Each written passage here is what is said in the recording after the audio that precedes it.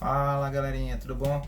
Vamos fazer uma revisão de um conteúdo aí. Vamos embora falar um pouquinho sobre o primeiro reinado. O que é que a gente pode se lembrar de primeiro reinado? Bom, quando Dom Pedro I decretou a independência do Brasil, a 7 de setembro de 1822, é óbvio que houve algumas necessidades de reconhecimento, algumas batalhas de reconhecimento. É claro que quando Dom Pedro I decretou a independência do Brasil, os portugueses eles não disseram, beleza, Dom Pedro, o Brasil está independente, ok. Então, assim, a gente teve negociações de reconhecimento externas e negociações para o reconhecimento interno da independência. A galera aqui no Brasil, algumas pessoas aqui no Brasil não se sentiram confortáveis de deixar de ser colônia, principalmente por causa de questão de negócios.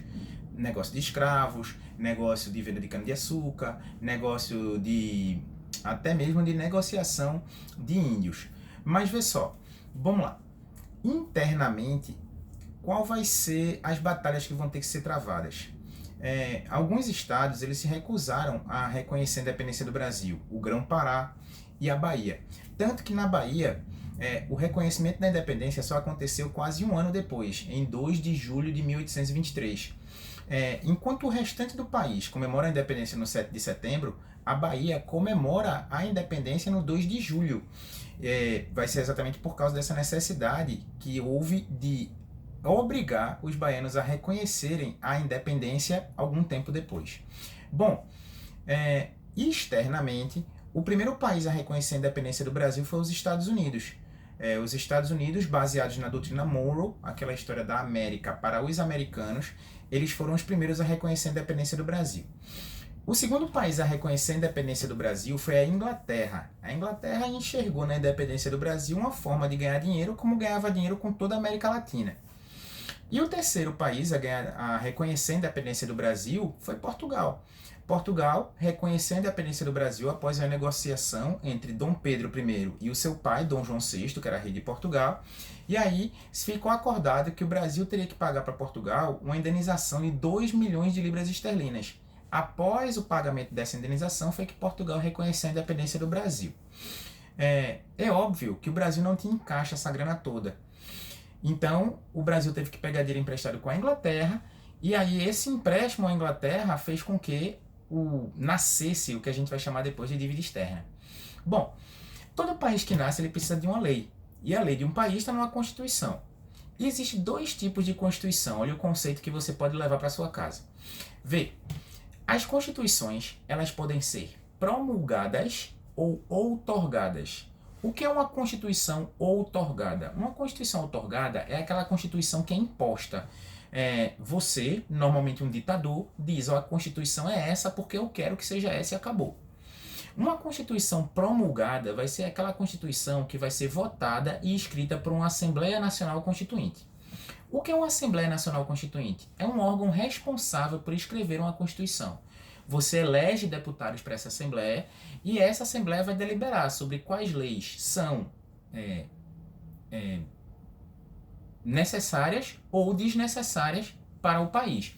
Normalmente os deputados propõem essas leis. Se a maioria aprovar aquela proposta, aquilo passa a fazer parte da Constituição. Se a maioria rejeitar aquela proposta passa a ser descartada. Uma Constituição escrita por uma Assembleia Nacional Constituinte vai ser uma Constituição promulgada. Então não se esqueça, uma Constituição outorgada vai ser uma Constituição imposta e uma Constituição promulgada vai ser uma Constituição democrática e aprovada por uma Assembleia Nacional Constituinte. Bom, a Assembleia Nacional Constituinte que se formou no Brasil começou seus trabalhos no ano de 1823, por isso que a gente fala da Assembleia Nacional Constituinte de 1823.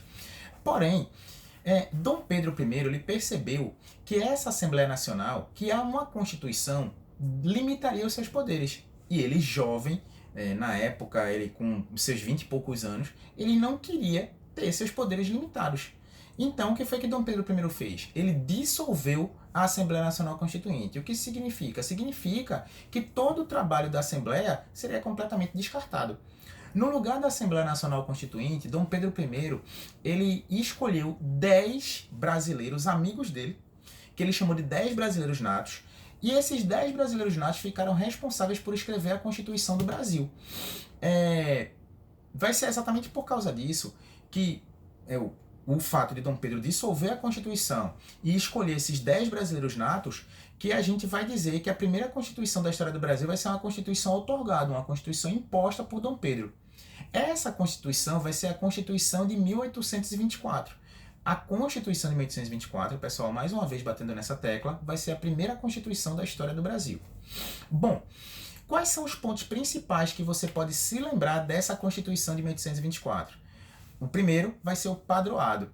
Vai ser a única vez, anota aí, vai ser a única vez que o Brasil vai ter uma religião oficial. Como o nome já diz, padroado, a religião oficial do Brasil vai ser a religião católica. Emílio, todo mundo vai ser obrigado a ser católico? Não. Assim, os cultos públicos obrigatoriamente tinham que ser católicos. Além disso, o Estado pagava o salário dos padres. Mas se você fosse protestante, se você fosse islâmico, se você fosse judeu, se você tivesse outra fé que não fosse a fé católica, você poderia continuar com sua fé tranquilamente. Só que seus cultos tinham que ser cultos particulares. Você tinha que fazer um culto em um local fechado para convidados. Os cultos públicos teriam que ser cultos católicos. Inclusive, a gente até hoje tem muitos feriados católicos no nosso calendário, exatamente porque esses feriados eles vêm da Constituição de 1824, tá? A partir da segunda Constituição, o Estado passou a ser laico, mas os feriados foram mantidos no calendário, porque ninguém é de ferro, né? Bom, o segundo ponto que você tem que se lembrar da Constituição de 1824 vai ser a questão do voto censitário. O que é o voto censitário? Vai ser um voto por uma renda mínima. Havia uma aferição da renda das pessoas e aí somente pessoas que tivessem uma renda mínima poderiam votar. Esse voto por renda mínima, ou voto censitário, vai fazer com que menos de 5% da população brasileira tivesse direito a voto. Vai ser uma elite que vai eleger uma elite que vai fazer leis para beneficiar uma elite. No fim das contas, o que é que a gente vai ter? A gente vai ter uma manobra de uma elite agrária, principalmente, que já era privilegiada na colônia e mesmo após a independência ela vai manobrar para poder manter os seus privilégios. Que tipo de privilégio, Emílio? O direito de ter escravo, por exemplo. O Brasil vai ser um dos únicos países da América Latina a decretarem a sua independência e não acabarem com a escravidão. O Brasil, mesmo independente, vai continuar escravocrata.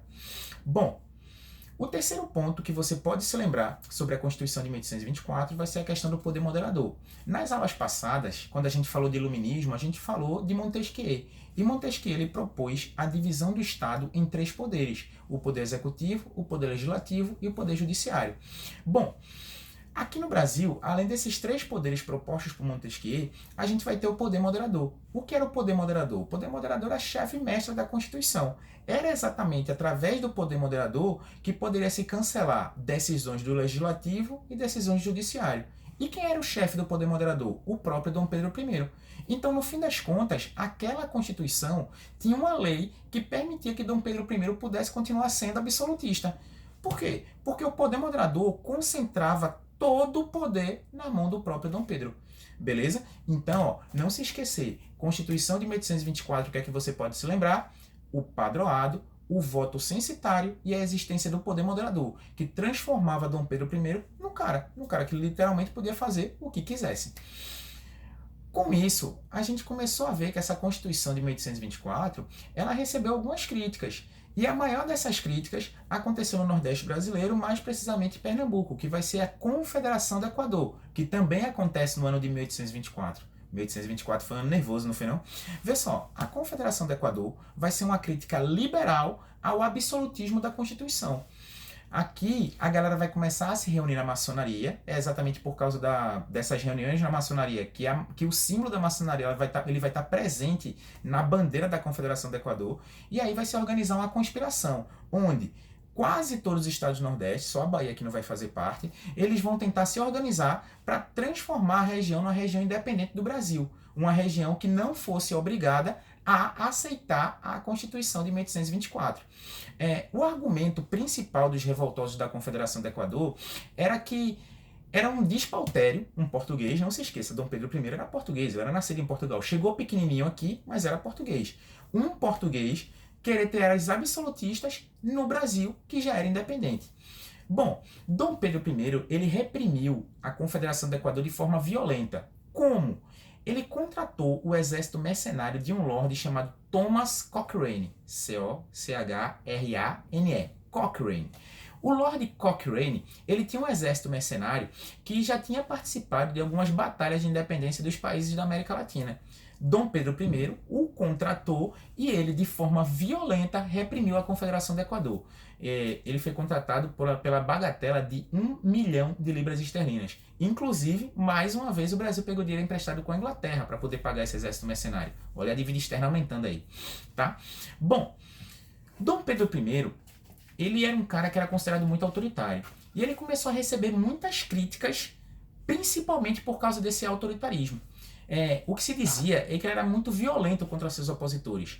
A forma violenta com a qual ele lidou com a Confederação do Equador, ele perseguia seus opositores. Um caso muito lembrado é de um jornalista chamado Líbero Bardaró, que era um cara que fazia críticas a Dom Pedro I e começou a ser bastante perseguido. Então essa violência contra os revoltosos foi fazendo com que Dom Pedro I ele fosse perdendo apoio político graças a esse autoritarismo, tá? Um segundo motivo para Dom Pedro I perder o seu apoio político vai ser a questão da crise econômica que o Brasil vai passar na década de 1820. Os exportadores, a elite agrária, lembra, aquela elite agrária que outrora apoiava Dom Pedro, agora ela vai começar a chiar, porque ela vai ter dificuldade de exportar os seus produtos. Então, a partir do momento que o Brasil vai passar por uma crise política e uma crise econômica, a elite agrária já não vai dar mais aquele apoio que dava para Dom Pedro I. Um terceiro motivo para Dom Pedro I perder apoio vai ser a questão cisplatina. O que é a questão cisplatina? Havia uma disputa entre o Brasil e a Argentina para ver quem é que ficava com o Uruguai. O Uruguai foi por muito tempo um estado brasileiro, chamado de Colônia do Sacramento, e por muito tempo também foi um estado argentino. Bom, Brasil e Argentina disputavam. Um dizia o Uruguai é meu, o outro dizia o Uruguai é meu. E aí a Inglaterra, para evitar uma guerra entre Brasil e Argentina, veio aqui e disse assim, vamos fazer o seguinte, o Uruguai não é nem do Brasil, nem é da Argentina. O Uruguai, a partir de hoje, é um país independente. E aí, Dom Pedro começou a receber mais críticas ainda, exatamente pelo fato dele aceitar as imposições inglesas. A turma perguntava, peraí, Dom Pedro, é assim? A Inglaterra chega aqui e diz o que tu vai fazer, que tu faz? Aí o Dom Pedro diz, é sim.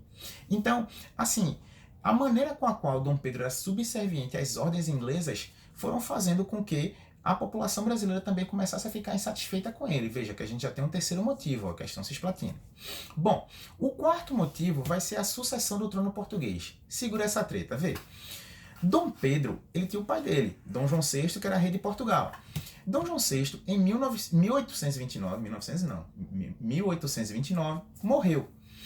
E aí, quando Dom João VI morreu, é óbvio que quando o rei morre, quem assume é o filho mais velho. E o filho mais velho de Dom João VI era Dom Pedro. Só que Dom Pedro já era imperador do Brasil. E ele não podia ser imperador do Brasil e rei de Portugal.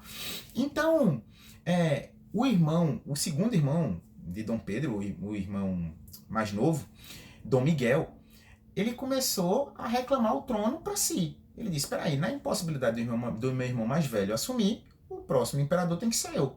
Só que Dom Pedro interpretava de forma diferente. Ele dizia, não, Dom Miguel, na impossibilidade de eu assumir, quem tem que assumir é a minha filha, Dona Maria da Glória. Só que tinha uma bronca aí, ó.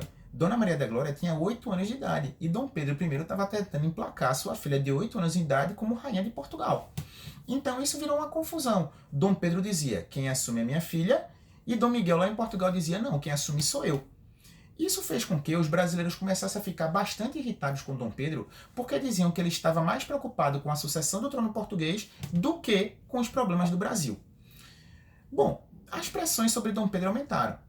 A gente acabou de ver que ele foi perdendo popularidade aos pouquinhos. E aí, como qualquer cristão, na hora que você está sendo muito pressionado, o que é que você faz? Você tira férias. E aí Dom Pedro, em 1831, no comecinho de 1831, ele foi passar férias lá em Minas Gerais.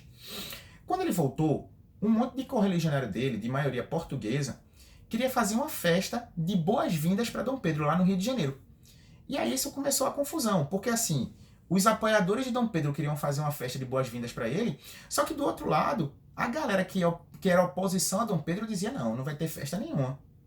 Festa é uma cebola. E isso vai gerar um conflito que a gente vai chamar de Noite das Garrafadas. Por quê? Porque os opositores de Dom Pedro que queriam impedir a festa e os correligionários de Dom Pedro que queriam fazer uma festa de boas-vindas começaram a quebrar garrafas um na cabeça dos outros. Por causa disso, Noite das Garrafadas. Tá? Bom, Veja que a pressão está aumentando, o caldeirão está ficando mais quente.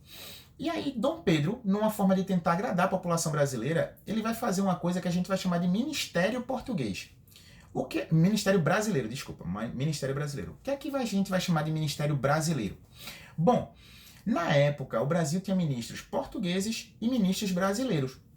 E aí, o que foi que Dom Pedro fez? Só para você ver como, assim, a administração no Brasil ainda estava muito centralizada na mão de portugueses. A gente tinha ministros portugueses. E aí, para agradar a população, Dom Pedro fez o quê? Ele demitiu todos os ministros portugueses e contratou somente ministros brasileiros. Olha aí, galera. Galera, tá vendo? Tô apoiando. Como eu gosto de vocês. Estou colocando somente ministros brasileiros aqui. Só que as pressões sobre Dom Pedro continuaram. Essa ideia do Ministério Brasileiro não pegou muito bem. E aí, Dom Pedro, já que vocês continuam me impressionando, eu vou fazer o seguinte, eu vou demitir todos os ministros brasileiros e colocar agora somente portugueses. Então, a gente vai chamar esse período também de Ministério Português. A partir do momento que Dom Pedro coloca somente ministros portugueses para comandar o Brasil, tá bem claro que ele não ia ter muita vida longa no poder. As pressões continuaram, e no dia 7 de abril de 1831, Dom Pedro I abdicou de ser imperador do Brasil, ele desistiu do trono. Ele foi embora para Portugal, lá em Portugal ele virou rei de Portugal, virou Pedro IV, né? E aqui no Brasil, quem foi que Dom Pedro I deixou? Seu filho, Pedrinho. Então, assim, quando o imperador vai embora, quem assume é o filho. Só que tem um pequeno detalhe, Pedrinho tinha 5 anos de idade. Na impossibilidade de Pedrinho assumir, a Constituição dizia que o Brasil tinha que ser governado por regente. Então, assim, enquanto Pedrinho não completava a sua maioridade, o Brasil foi governado por regente, e esse período a gente chamou de período regencial. Mas isso aí é uma história para os próximos vídeos, beleza? A gente se fala, até a próxima, abraço, tchau, tchau.